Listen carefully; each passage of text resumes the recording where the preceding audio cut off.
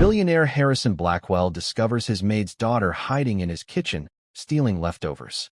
And what follows isn't anger, but a decision that will change both their lives forever. In a house built on silence and wealth, a child's stomach growls louder than the ticking clocks. 10-year-old Sophie Miller hides in the shadows of a billionaire's kitchen, chasing scraps meant for the trash, because hunger doesn't follow rules. But when the man who owns everything catches the girl who owns nothing, one moment of desperation will shatter the distance between them. Behind the marble and gold lies a truth neither of them is ready to face. This isn't just a story about a maid's daughter caught with a bowl of leftovers. It's the story of how one small act of hunger fed the heart of a broken man. And before I forget, where are you watching from today? Leave a comment below. Enjoy the story. A 10-year-old girl knew that hunger was the sharpest sound in a silent house. Sophie Miller held her breath, pressing herself flat against the cold, humming metal of the industrial pantry freezer. Just one more minute, she prayed. Just let Mrs. Petrov's heavy footsteps fade down the marble hall. The kitchen in Mr. Blackwell's house was bigger than her entire apartment. It was a vast room of stainless steel, gleaming copper pots, and black granite counters that always felt cold. Sophie was small for her age, with hair the color of pale corn silk, and she knew every shadow in this room. She had mapped them out, night after night. Her mother, Anna, was a maid here. She was the one who made the floors shine so bright you could see your face in them. Tonight, her mother was upstairs, on the 3rd floor, turning down the heavy blankets in the 20 guest rooms that were never used. She would be exhausted. Her feet would be aching. Her cough, the one she tried to hide, would be worse. Sophie's stomach twisted with a familiar, hollow ache. It was 9:04 p.m. The pantry door clicked shut. Silence. Sophie counted to 60, her lips moving without a sound. Then, she slipped from her hiding place. Her bare feet made no noise on the polished stone. She moved past the giant, 6-burner stove and the empty butcher block island. Her target was the steel cart parked by the service entrance. It was the discard cart. Mrs. Petrov, the head housekeeper, was strict. All leftover food from Mr. Blackwell's solitary dinner or the staff's lunch was to be scraped into a compost bin. But the kitchen staff, led by the kind cook Maria, often forgot. They would leave half a sandwich, a few roasted potatoes, or the crust of a small tart on a plate, covered loosely with foil. They left it there for an hour, just in case Mr. Blackwell wanted a late snack. He never did. Sophie knew this.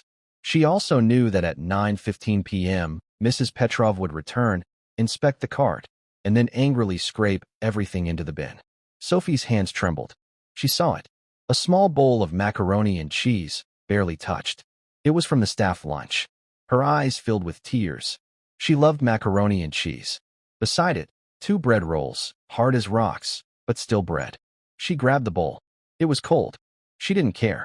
She was about to scoop the first bite into her mouth with her fingers when a shadow fell over her. The kitchen light clicked on. Sophie froze. The bowl slipped from her numb fingers and clattered onto the floor. Yellow-orange pasta spilled across the white tile. A man stood in the doorway. He was tall, dressed not in a suit, but in a dark blue bathrobe. His hair was thick and silver, and his eyes, even shadowed, looked incredibly tired.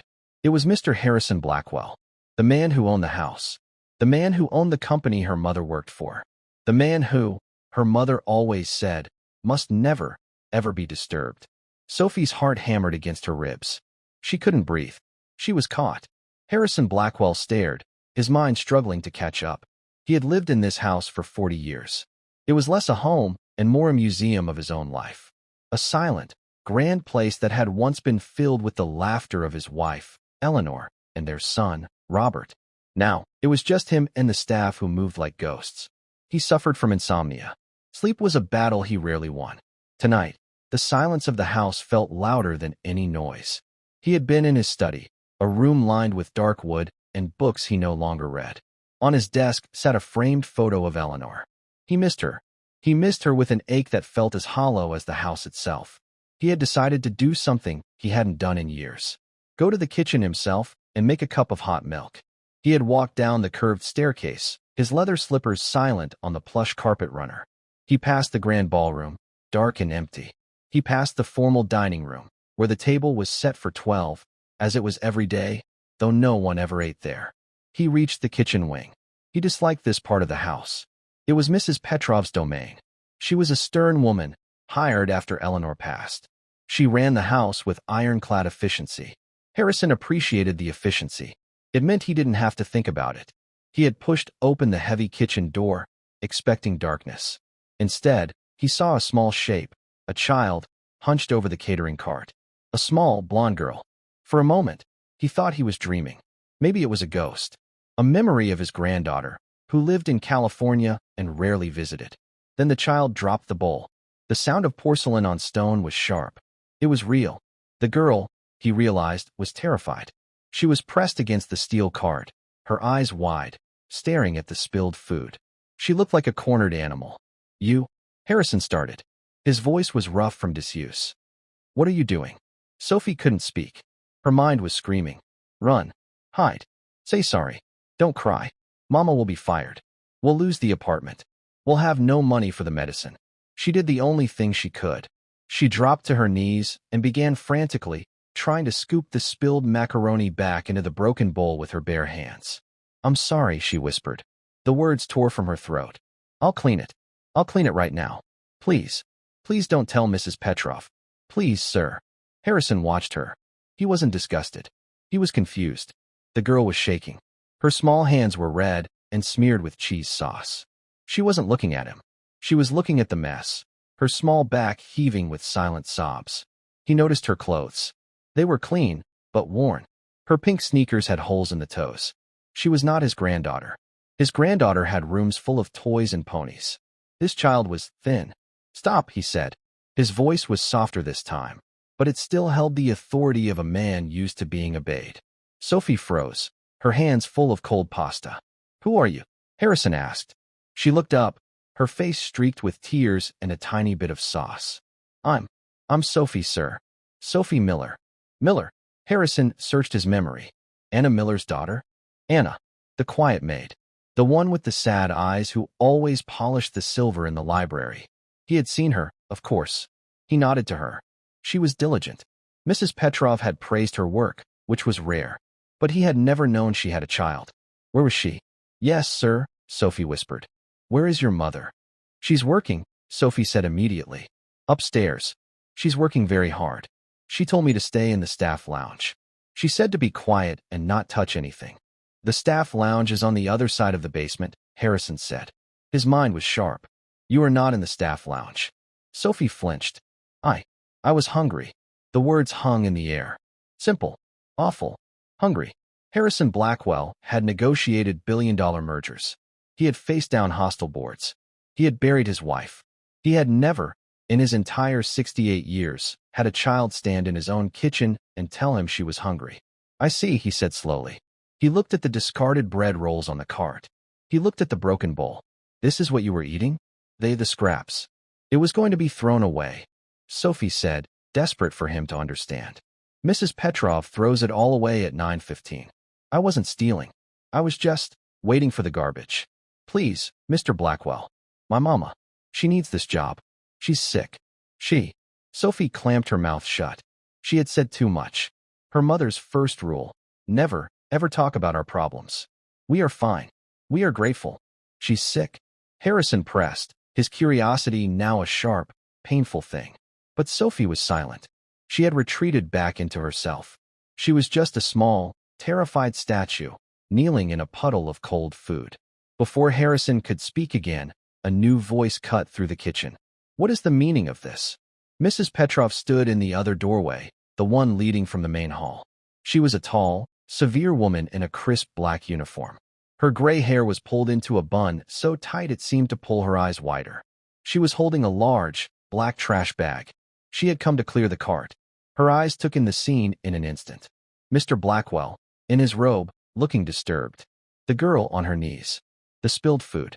Her face, normally pale, turned a dark, blotchy red. "You," she snapped, pointing a long finger at Sophie. "I knew it." Sophie scrambled to her feet and backed away, pressing herself against the refrigerator. "Mrs. Petrov," Harrison said, his voice a low rumble. "Mr. Blackwell, I am so sorry you had to see this," the housekeeper said, her voice shaking with rage. I have suspected for weeks that food was going missing. I thought it was one of the night porters. But it was her. She advanced on Sophie. You filthy little thief. Stealing from the hand that feeds your mother. I will have you both out of here tonight. I will call the police. Mrs. Petrov, that is enough, Harrison said. Sir, she has broken rules. She is trespassing in the main kitchen. She is stealing your food. She is a child, Harrison said. The words were flat. Cold. She is a thief, Mrs. Petrov countered. Her mother, Anna, bringing her here, letting her run wild. It is a disgrace. I will fetch Anna now. She can pack her things. You will do no such thing, Harrison commanded. Mrs. Petrov stopped. She had never heard Mr. Blackwell use that tone. Not with her. She turned, her mouth open. Sir, I am speaking with the girl, Harrison said. Go back to your office. But, Mr. Blackwell, the mess. The rules. The mess can be cleaned, Harrison said, his eyes never leaving Sophie's pale, terrified face. The rules can wait. Go. Now. Mrs. Petrov looked as if she had been slapped. Her face went pale again. She clutched the trash bag to her chest. She gave Sophie one last look, a look of pure poison. Then, without another word, she turned and marched out of the kitchen. Her rigid back was an insult. The kitchen was silent again, save for the hum of the freezer. Harrison let out a long breath. He looked at Sophie, who was still trembling. He looked at the mess on the floor. Well, he said, his voice sounding strange in the huge room. I suppose we should clean this up. He walked over to the industrial sink, pulled a clean cloth from a hook, and wet it. He walked back and knelt, wincing as his old knees popped. He knelt right on the cold floor, next to the spilled pasta. Sophie stared. The richest man she had ever heard of was on his knees, about to clean up her mess. Sir, no, she gasped. I'll do it. It's my fault. We'll do it together, Harrison said. He began wiping up the sticky sauce. He looked at her. Go on. Get the pieces. Hesitantly, Sophie knelt beside him. Together, the billionaire and the maid's daughter began picking up the broken shards of the bowl. As Sophie reached for a piece of the broken bowl, her sleeve pulled up. Harrison saw it. Her wrist was tiny, fragile as a bird's, and clutched in her other hand was something dark. A small, bronze button. It looked old. What is that? He asked, his voice gentle. Sophie quickly pulled her sleeve down, hiding her hand. It's nothing, sir. Just my lucky charm. May I see it? She hesitated. Her mother's voice was in her head. Don't bother Mr. Blackwell. Don't speak unless spoken to. But he was asking. Slowly, she opened her hand. It wasn't a button. It was a pin. Old, worn bronze. An eagle, its wings spread, its talons clutching a small flag. It was a service pin. Harrison looked closer. He recognized the design. It was a pin given to the families of decorated soldiers. His own father had one, packed away in a box. Where did you get this? He asked, his voice suddenly sharp with a new kind of interest. It was my great-uncle's, Sophie whispered. My mama's uncle. He was a soldier. A long time ago. A soldier, Harrison repeated, looking at the small, fierce-looking pin, and then at the small, hungry girl. He stood up, his knees aching. He had come down for milk. He had found a thief, a child, and a mystery. Come with me, he said. Sophie's heart leaped into her throat. Where? Not to Mrs. Petrov, he said quickly, seeing the fear in her eyes. He pointed to a small wooden table in the corner of the kitchen, where the staff sometimes ate their lunch. Sit down. Sophie did as she was told, perching on the very edge of the wooden stool. Harrison walked to the giant, walk-in refrigerator. He opened the door. The light inside spilled out, showing shelves laden with food. Cheeses, fruits, meats, bowls covered in plastic wrap. He scanned the shelves, his eyes passing over complicated French dishes. He found what he was looking for. He pulled out a large, ceramic dish. He took it to the microwave, a machine he was fairly certain he'd never used, and peered at the buttons. After a moment, he figured it out. A minute later, he placed a steaming bowl on the table in front of Sophie. It was full of macaroni and cheese. It was from his own dinner, prepared by his private chef. It was made with 3 kinds of expensive cheese. Eat, he said. It was not a request. Sophie stared at the bowl. It was hot. The cheese was bubbling. She looked up at him, her eyes wide with disbelief. Sir, you're hungry. Eat. Harrison repeated. He grabbed one of the hard bread rolls from the discard cart. And this. He took a small tub of butter from the fridge and a knife. Put some butter on it. Slowly, as if she were afraid it was a trap, Sophie picked up the spoon. She took a small bite. It was hot. It was the best thing she had ever tasted. Her hunger, which had been a cold, sharp ache, suddenly roared to life. She took another bite, faster this time. Harrison watched her eat. She ate quickly, desperately, but with a strange, ingrained politeness. She didn't make a sound. She didn't spill a drop. She finished the entire bowl in less than 3 minutes. Then she ate the bread roll, crumbs falling onto her lap. When she was done, she looked up at him, her face flushed. "Thank you," she whispered. "You're welcome," Harrison said. He sat down in the chair opposite her. The small table felt like an island in the vast, silent kitchen. "Now," he said, leaning forward, "you're going to tell me everything. You're going to tell me why Anna Miller's daughter is hiding in my kitchen, eating garbage. And you're going to tell me about your mother. The truth. All of it." Sophie stared at the empty bowl. The food had warmed her from the inside out. The fear was still there, a cold knot in her stomach, but it wasn't as sharp. Mr. Blackwell's eyes were not angry like Mrs. Petrov's. They were heavy, like the big, important books in his study. "If I tell you," she whispered, "will you still fire my mama?" Harrison considered this. He was a businessman. He did not make promises he couldn't keep. "I cannot decide that until I know what is happening," he said, his voice firm but not unkind. "But I do not like firing good employees. Your mother is a good employee." Sophie took a shaky breath. It was the most hope she'd felt in months. "Mama is sick, sir," she began, her voice barely audible. "She tries to hide it, but she coughs all the time. At night, in our apartment, it's bad. She gets so tired, she falls asleep on the bus. Sometimes she falls asleep making dinner." "What is wrong with her?" Harrison asked. "It's her lungs," Sophie said. "From the smoke. Our old apartment building. It had a fire. A long time ago, before we came here. She got everyone out on our floor. She ran back in for Mrs. Gable's cat. She breathed in a lot of smoke." Sophie twisted her hands in her lap. "The doctor said her lungs are scarred. They don't work right.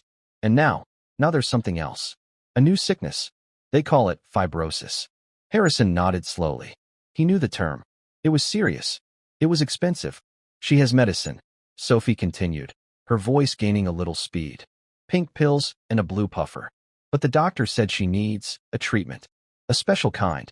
He said it costs more than a car. More than our whole apartment." She looked up, her blue eyes desperate. "We don't have that money, sir. We have no money. Mama gives all her paycheck to the hospital. But they keep sending letters. Red letters. They say they will stop the medicine if she doesn't pay. So the food," Harrison said, gesturing to the cart. We eat a lot of oatmeal," Sophie said, dropping her gaze. "And bread. Mama, she skips dinner. She says she ate at work. But I know she didn't. I hear her stomach growling at night when she thinks I'm asleep." Her shame returned, hot and sharp. "I just wanted her to have my dinner. We had one hot dog left. I told her I wasn't hungry. But then I came here, and I could smell the kitchen. I just wanted one bite. I'm sorry. I'm so sorry." "You have nothing to be sorry for," Harrison said. His voice was gravel. He felt an old, unfamiliar anger rising in him. It was not directed at the child. It was directed at the red letters. At the world. He looked at the small, clenched fist in her lap. "Your great-uncle," he said, changing the subject. "The pin." Sophie's face changed. The fear and shame receded, replaced by a tiny spark of pride. She opened her hand and looked at the bronze pin. "This was Great-Uncle Michael," she said. "Mama's Uncle Mike. He was a hero. Tell me. He was in the big war. The one in the black and white pictures. Mama said he was very brave. He was a paratrooper. He jumped out of airplanes. He went to a place called Normandy." Harrison's breath caught. Normandy. He had read about it. He had funded memorials for it. "He saved his whole team," Sophie said, reciting the story she knew by heart.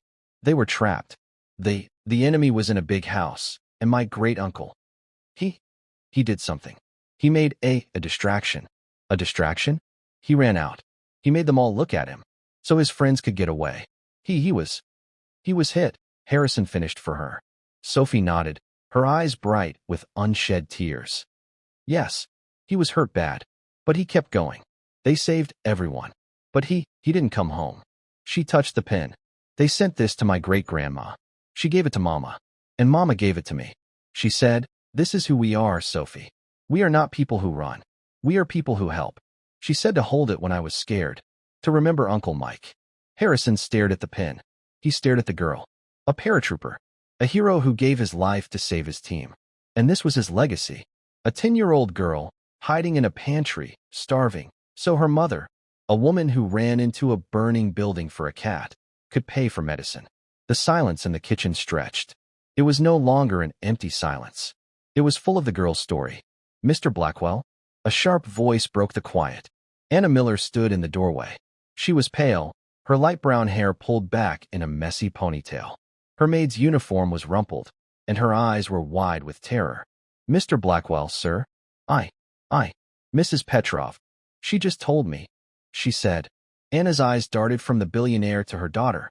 She saw the empty, expensive-looking bowl on the table. She saw the breadcrumbs. She saw Sophie, who looked both terrified and, strangely, not hungry. Her face crumpled. "Oh, Sophie, what did you do?" "Anna," Harrison said, standing up. He was a tall man, and he seemed to fill the room. "Sir, I am so sorry." Anna rushed, her words tumbling over each other. "She knows the rules. She knows she is to stay in the lounge. I had to wax the floors in the East Wing, and I was so tired. I told her to read her book. Sir, please, don't fire me. Please. I will pay for whatever she ate. I'll work for free. Anna." Harrison's voice was a command. She stopped. Tears were streaming down her face. "Sophie has been explaining the situation to me," Harrison said. Anna's face went white. "What situation? The money? The sickness?" "Sir, I don't know what she told you. She's just a child. She makes up stories." "She told me about your apartment fire," Harrison said. Anna's mouth clicked shut. "She told me about your lungs. And the red letters from the hospital." Anna Miller looked as if she were about to faint. She grabbed the doorframe to steady herself. "Sir, that is my business. It is not. I would never. It is not your concern." Her voice was a mixture of desperation and a fierce, wounded pride. "You work for me," Harrison said. "You work in my home. Your daughter is hiding in my pantry because she is hungry. I believe that makes it my concern." I. Anna didn't know what to say. She was trapped. Exposed. "Mama," Sophie said, sliding off the stool. She ran to her mother and buried her face in her apron. "I'm sorry, Mama. I was so hungry. And I told him about Uncle Mike." "Oh, Sophie," Anna whispered, her hand stroking her daughter's blonde hair. She looked at Harrison, her eyes pleading. "Please, sir. She's a good girl. I'm a good worker. I'll do anything." Harrison looked at the two of them. The mother, sick and proud, trying to hold her small family together. The daughter, brave and hungry, clutching a hero's pin. He had built an empire on calculated decisions, on numbers and projections, on profit and loss. This was not a business decision. "Anna," he said, "first, you are not fired." Anna sagged against the door, a sob of pure relief escaping her. "Thank you, sir. Thank you." "Second," Harrison continued, "Sophie will not be eating leftovers again." He walked to the main kitchen phone, the one mounted on the wall. It was an internal line. He picked it up and dialed a 4-digit number. Anna and Sophie watched, confused. It rang once. "Hello," a sleepy, male voice answered. "David," Harrison said. "It's Harrison. Wake up. I'm sending a car for you." David was Harrison's personal lawyer and his fix-it man. "Sir? It's almost 10 o'clock, the voice grumbled. "I am aware," Harrison said. "I am in my kitchen with an employee and her daughter. Her daughter, by the way, is a relative of a Normandy paratrooper, and her mother is being harassed by a hospital." There was a pause on the other end. "Harassed, sir?" Red letters. "Denying treatment." "The usual. I want you to find out which hospital. I want you to call them. I don't care what time it is. I want you to handle it." "Handle it, sir?" "Pay the bill," Harrison said, his voice flat. "All of it. And find out who her doctor is. I want her to see Dr. Evans at the main clinic. Tomorrow. The best lung specialist. I will call him myself. Bill everything to my personal account." In the doorway, Anna was shaking her head, her face pale. "Sir, no. I cannot. I cannot accept that. It's too much. It's charity." Harrison put his hand over the receiver. He looked at her. "Ma'am," he said, and his voice was cold. Your great-uncle ran into enemy fire to save his men. You ran into a burning building to save a cat. It seems to me your family has a habit of helping people. Now, please, be quiet, and let someone help you." He turned back to the phone. "David, are you writing this down?" "Yes, sir," the voice said, suddenly very awake. "Consider it handled." Harrison hung up. He turned back to Anna and Sophie. Anna was crying silently, her hand over her mouth. Sophie was just staring, her eyes wide. "Now," Harrison said, feeling a strange energy he hadn't felt in years. "The sleeping arrangements." "Sir," Anna said, confused. "You can't go back to your apartment tonight. Not when you have a top-floor appointment with Dr. Evans in the morning. And Sophie is exhausted." He looked at the girl, who was swaying on her feet. "Mrs. Petrov," Harrison said, "keeps 20 guest rooms on the 3rd floor in a state of constant readiness." He looked at Anna. "Tonight, you and Sophie will be my guests." "Sir, we can't," Anna protested. "The staff, Mrs. Petrov, she will have a fit." "Mrs. Petrov," Harrison said, a very thin, very cold smile touching his lips, "works for me. I believe I am allowed to have guests in my own home. Especially," he added, his eyes landing on the bronze pin still in Sophie's hand, "the family of a hero." He walked toward the door, gesturing for them to follow. "Come, I will show you to your rooms. We will use the main staircase." Anna Miller felt like she was floating. She clutched Sophie's hand so tightly her knuckles were white. Mr. Blackwell was leading them out of the kitchen, not through the swinging service door they always used, but through the main door, into the grand hallway. The house was different at night. Silent. It felt less like a home and more like a sleeping museum. Dark, heavy-framed paintings stared down at them. The eyes of Harrison Blackwell's ancestors followed the small, strange procession, the billionaire in his robe, the maid in her rumpled uniform, and the child in her worn-out sneakers. Sophie's feet sank into the plush, dark blue carpet. It was softer than any bed she'd ever slept on. She wanted to take off her shoes. It felt rude to walk on it. Anna, however, felt only ice-cold terror. This was forbidden. She was staff. She was kitchen staff, the lowest rung. She was not allowed in the main halls unless she was cleaning. She was certainly not allowed on the main staircase. Mr. Blackwell headed straight for it. The staircase was a massive, curving sculpture of dark cherry wood. It swept upward into the shadows of the 2nd floor. "Sir," Anna whispered, her voice hoarse. She tugged slightly on his robe.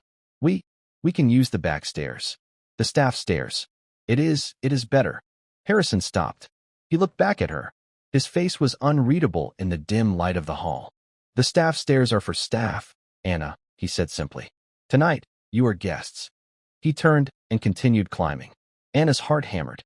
Each step on the carpeted stair was a betrayal of the rules. Mrs. Petrov's rules. The rules that kept her employed. She could hear the housekeeper's voice in her head. "You are not family. You are help. Remember your place." She pulled Sophie closer. Sophie was just looking up, her mouth open in a small O, staring at the giant crystal chandelier that hung, dark and heavy, 2 stories above them. They reached the 2nd-floor landing. The hallway stretched before them, lined with closed doors. Harrison's rooms were in the west wing. The guest rooms were in the east wing.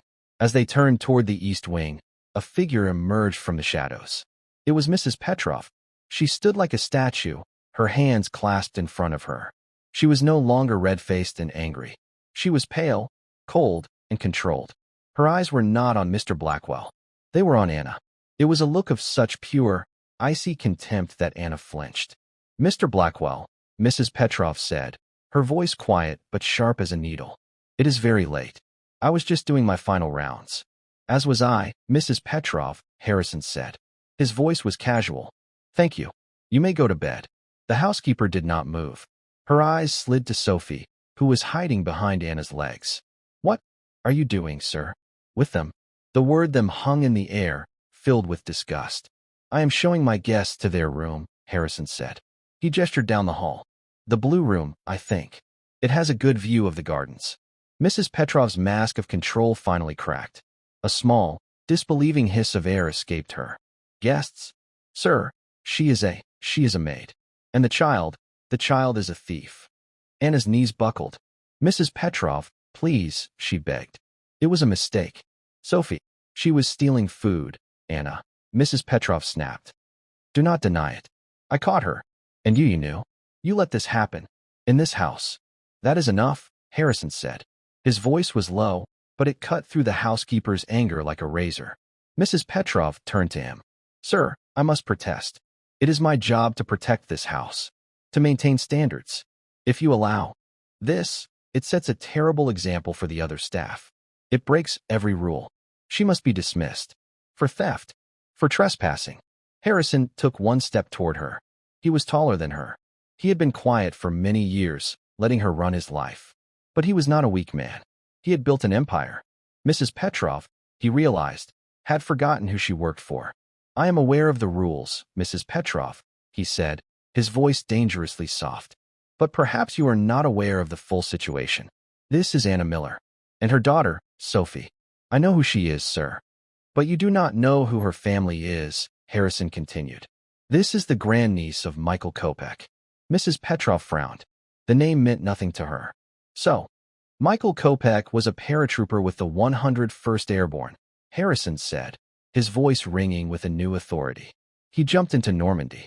He was killed in action near Corentin, saving his entire squad from an ambush. He was awarded the Distinguished Service Cross. Posthumously, Mrs. Petrov's mouth opened slightly. His pin, Harrison said, nodding toward Sophie, who was clutching it in her pocket, is in this house.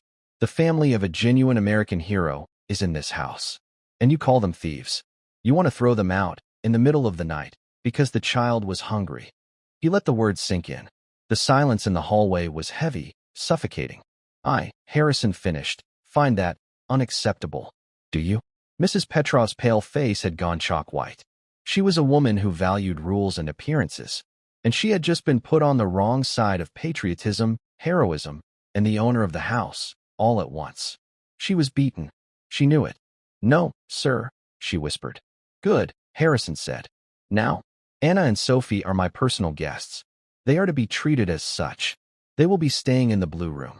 I trust you will ensure they have everything they need. Toiletries. Fresh clothes. Breakfast in the morning. Yes, sir, Mrs. Petrov said. The words tasted like ash in her mouth. Excellent. Good night, Mrs. Petrov. Harrison turned his back on her. He did not wait for her to leave. He walked to the end of the hall and pushed open a white door. Anna. Sophie. In here. Anna, shaking, pulled Sophie past the frozen, humiliated housekeeper. They slipped into the room, and Harrison followed, closing the door firmly behind them. The room was enormous. It was painted a soft, pale blue.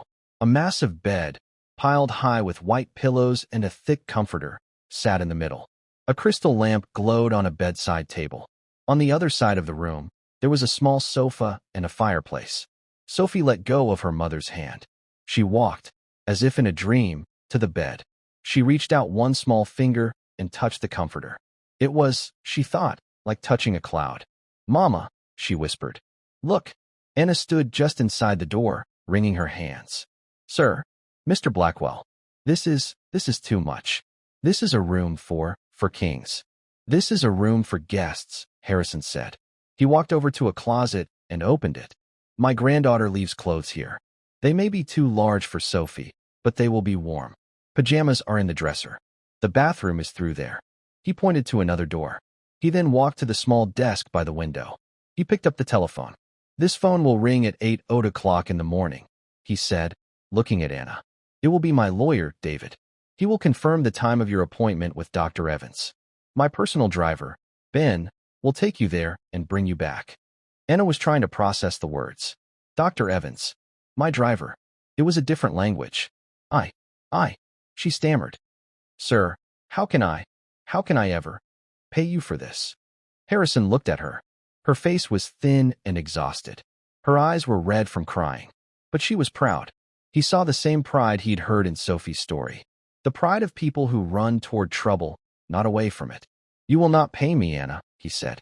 This is not a transaction. This is correcting an error. A man like Michael Kopech's great niece should not be in medical debt.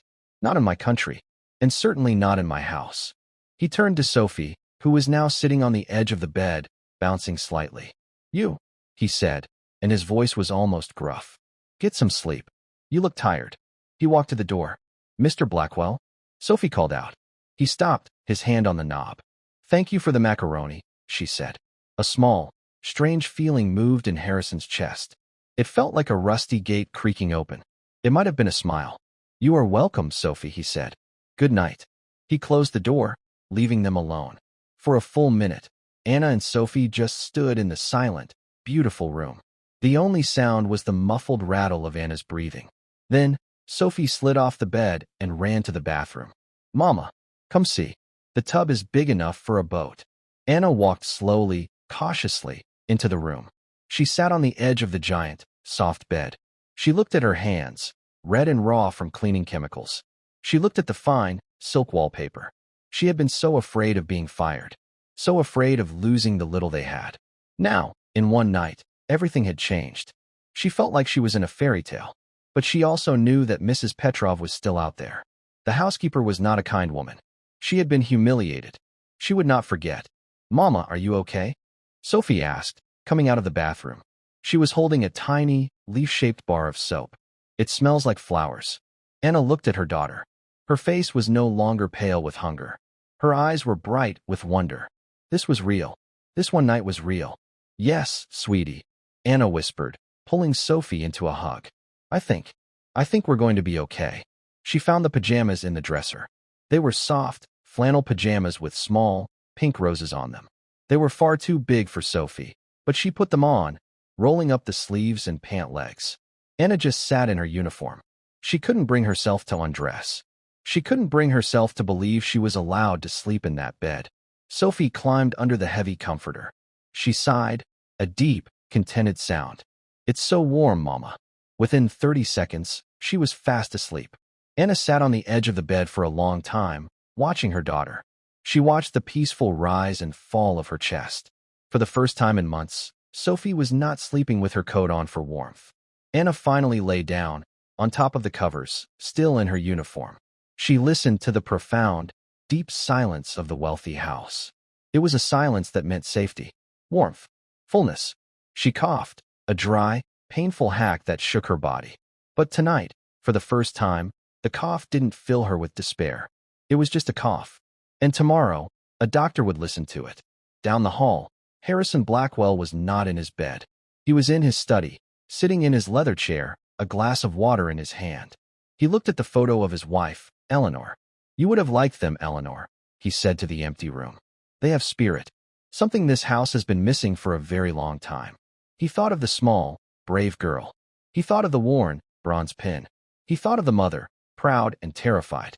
Then he thought of Mrs. Petrov, her cold, cruel eyes, her rigid obsession with rules. He had allowed that. He had allowed his home to become a place where a child would rather starve than ask for help. He had been asleep for 10 years, he realized. Ever since Eleanor died, he had been a ghost in his own life. He picked up his phone. He did not call his lawyer. He called the head of his corporate security. George, he said, his voice awake and sharp. I have a situation at my home. I need you to look into one of my staff. A Mrs. Petrov. Yes, the head housekeeper. I want a full report. Finances. Background. Everything. I suspect irregularities. He hung up the phone. He looked out the window at the dark, sprawling gardens. No more, he said to the darkness. No more. The first light of morning was gray and uncertain. Anna Miller woke with a jolt. For a moment, she was completely lost. Her neck was stiff. She was in her uniform. She was sitting in a chair, but her feet were propped up on the softest mattress she had ever felt. Then it all came rushing back. Mr. Blackwell. The kitchen. The spilled pasta. The blue room. She looked at the bed. Sophie was buried in the exact center of the mountain of pillows and comforters. Only a small patch of her blonde hair was visible. She was breathing deeply, her face peaceful and unworried. She was warm. She was safe. Anna felt a pang of guilt. She had been so exhausted, she had sat in the chair by the bed just to watch Sophie sleep for a minute. She had fallen asleep herself. She stood up, her joints aching. The room was silent. She looked around. It was real. The silk wallpaper, the heavy curtains, the crystal lamp. It was all real. A new kind of fear settled in. What happened now? What did the morning bring? Had Mr. Blackwell changed his mind? Was Mrs. Petrov downstairs, sharpening her knives, waiting for them?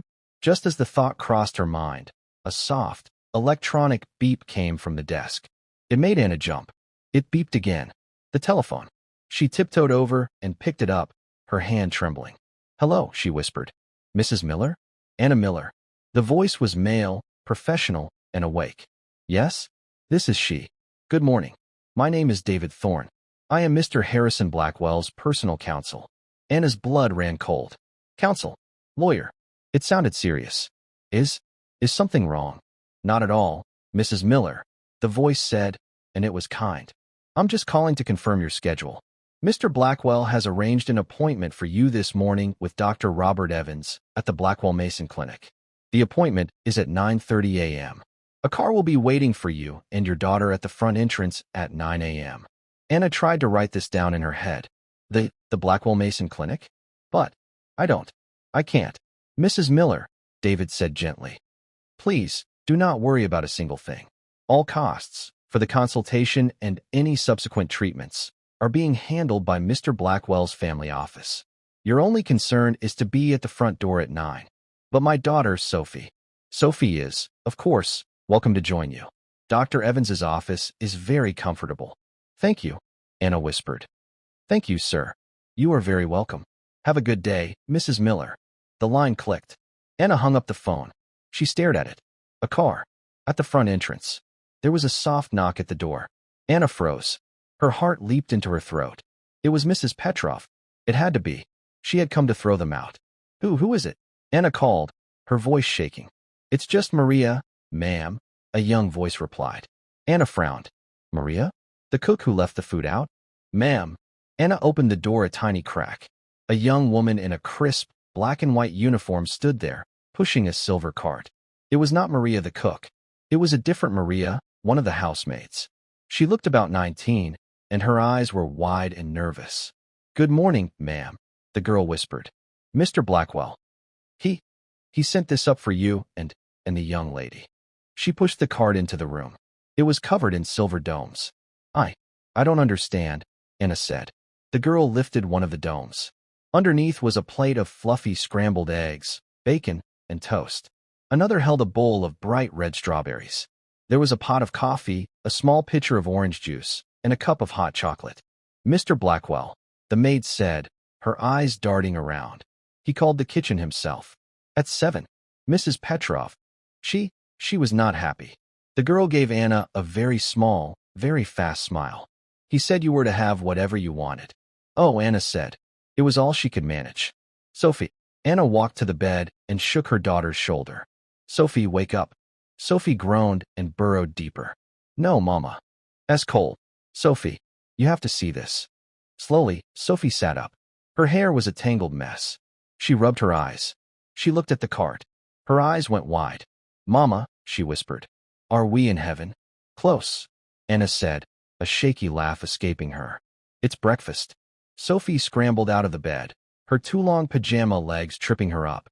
She ran to the cart and just stared. "Hot chocolate." "Eat, sweetie," Anna said, her throat tight. "Eat fast. We have to be ready. A car is coming." At 9 a.m. on the dot, Anna, dressed in her one good pair of slacks and a clean blouse she'd quickly washed in the sink, walked out of the elevator into the main foyer. Sophie, clutching her Grey-Tunkle's pin, held her hand. The foyer was a vast expanse of black and white marble. Mrs. Petrov was there. She was standing by the front desk, sorting mail. She did not look up. She did not acknowledge them. She simply, pointedly, ignored them. Her rigid back was a wall of hate. Anna's courage faltered. She felt small again. She felt like a fraud. But then, the large, oak front doors opened. A man in a black suit and driver's cap stood there. "Mrs. Miller," he said, his voice respectful. "The car is ready for you." Anna took a deep breath. She looked at Mrs. Petrov's back. She squeezed Sophie's hand. "We are not people who run." "Thank you," she said, her voice clear. She walked past the housekeeper, past the grand portraits, and out into the bright, cold morning. The Blackwell Mason Clinic was not a clinic. It was a glass and steel building that looked more like a modern art museum. They were not asked to wait. They were not given clipboards. They were greeted by a woman at the front desk. "Mrs. Miller, we have been expecting you. Dr. Evans is ready." They were taken to a large, quiet office. A kind-faced man with silver hair and glasses stood to greet them. Anna, I'm Robert Evans. It's a pleasure to meet you. He shook her hand. And then, to Anna's shock, Mr. Blackwell was there. He was sitting in a chair in the corner, dressed in a sharp, dark gray suit. He had not just sent them. He had come. Sir, Anna stammered. You are here.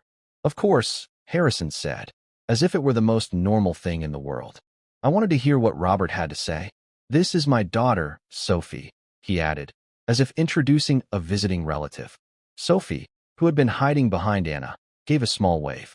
For the next hour, Anna was examined. Dr. Evans was kind, patient, and incredibly thorough. He took new x-rays. He ran breathing tests.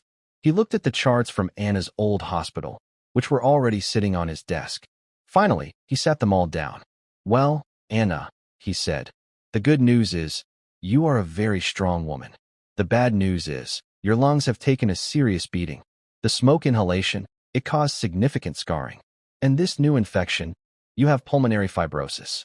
It's advanced. Anna's hand flew to her mouth. She had known. But hearing it, in this clean, expensive room, made it final.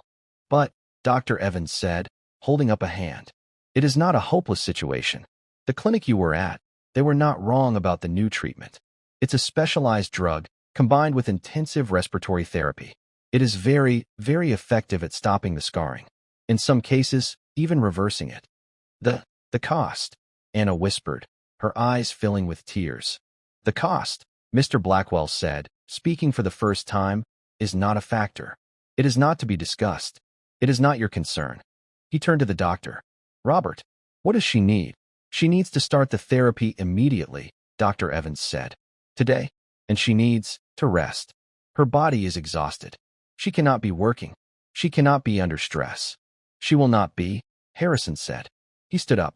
Anna, your employment at my home is changing. As of this moment, you are on indefinite, fully paid medical leave. Your only job is to get well.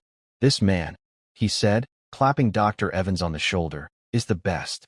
You will listen to everything he says. Is that understood? Anna looked from the doctor to the billionaire. She was overwhelmed.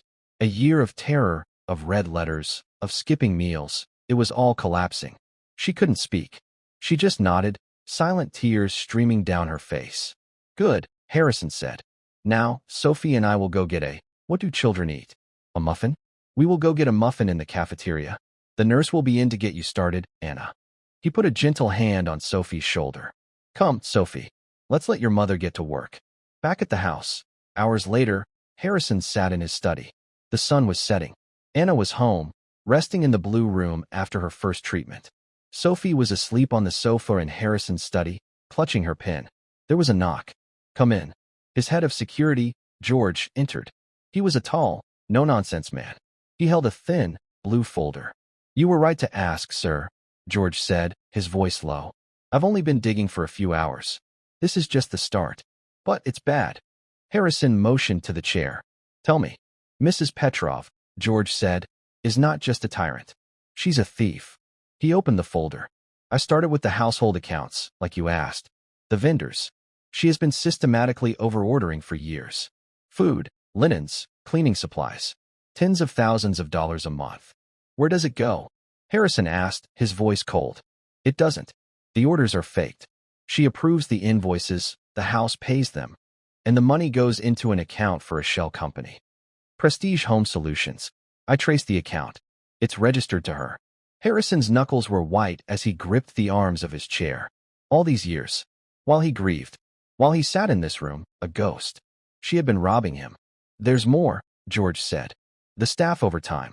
She's been padding it. Adding hours for part-time staff who don't know any better than skimming the difference.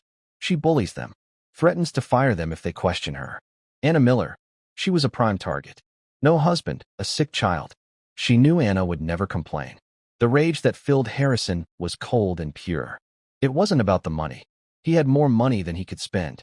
It was the insult. The cruelty. She had turned his home into a place of fear.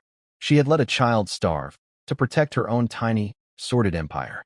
George, Harrison said, his voice flat. Send her to me. Now. Sir.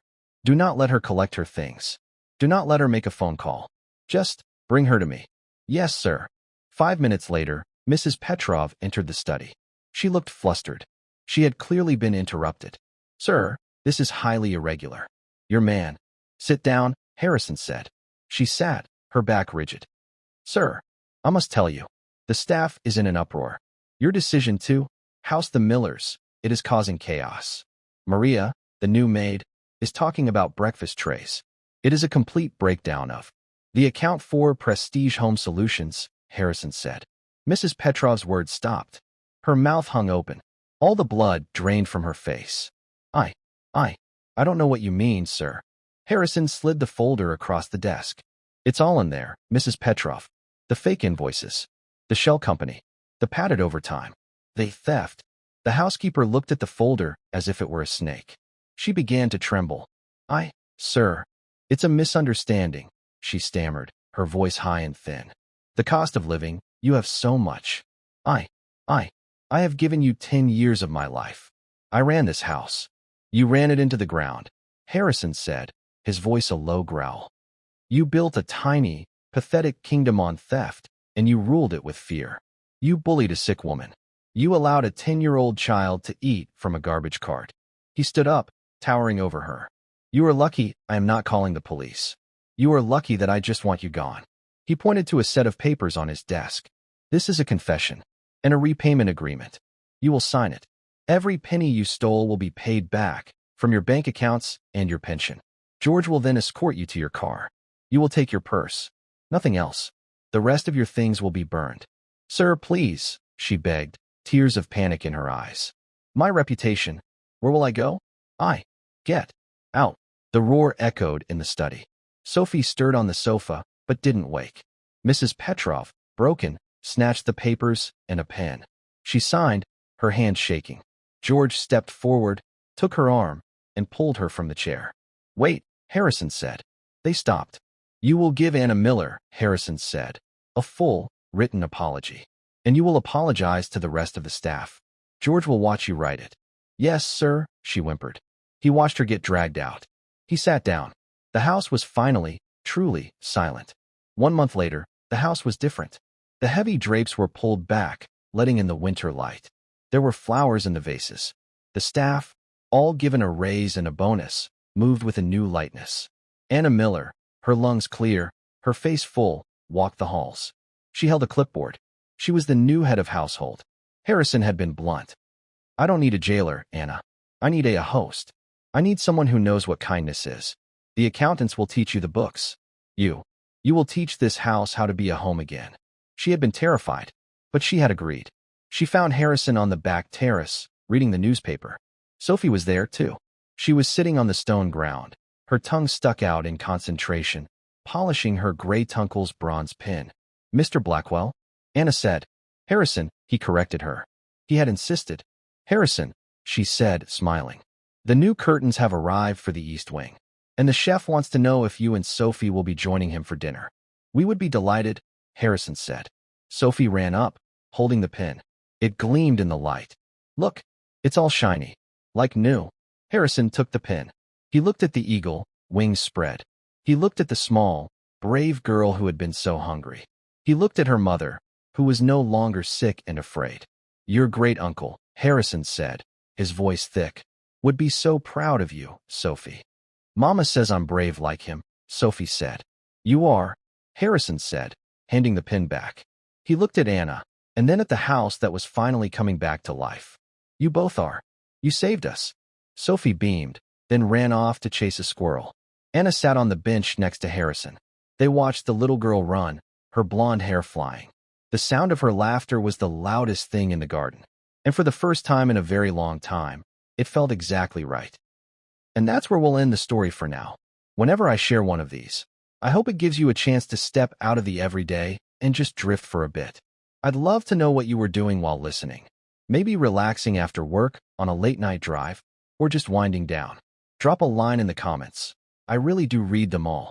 And if you want to make sure we cross paths again, hitting like and subscribing makes a huge difference. We are always trying to improve our stories, so feel free to also drop your feedback in the comment section below. Thanks for spending this time with me.